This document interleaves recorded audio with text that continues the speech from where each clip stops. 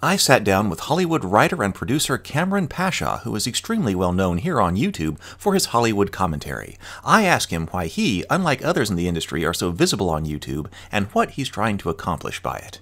But first, episode 1 of season 2 of The Cultists, our comedy web show about modern-day D&D playing Lovecraftian cultists just trying to worship Cthulhu in a world full of people who don't understand, is coming to YouTube October 7th. To celebrate, I'm giving away a premium board gaming table if we can hit our YouTube goals. Subscribe to the channel and hit the link below for all of the information on the show and the game table giveaway.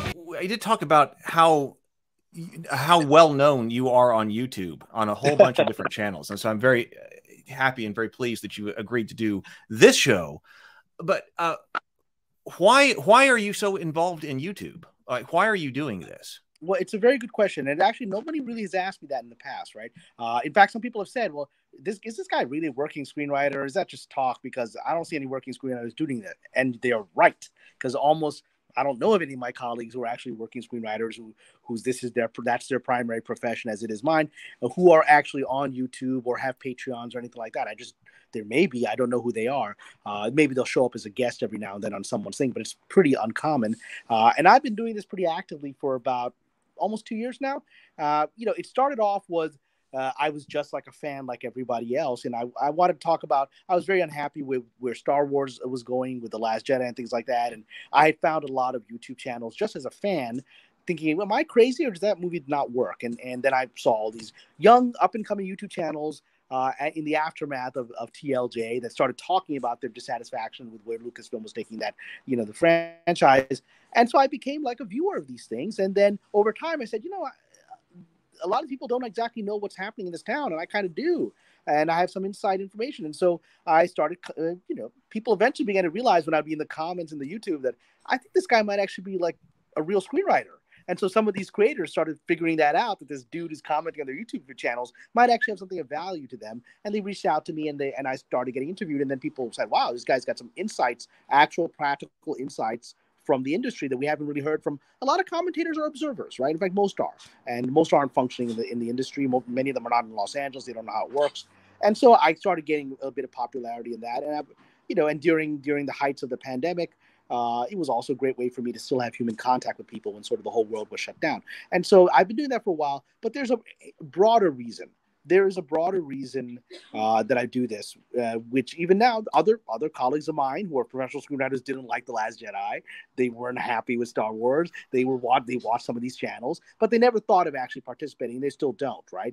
And I think the reason is that there is, frankly, a lot of snobbery in the industry. The idea that we've somehow made it to a certain level, like a Mount Olympus that other people cannot touch, and that creates a sense of distance from the audience and from the people that we're making films and television for, and a belief that it's kind of degrading to reach out and connect with normal people. Well, I'm a normal person. I'm a normie like everyone else. I'm a fan.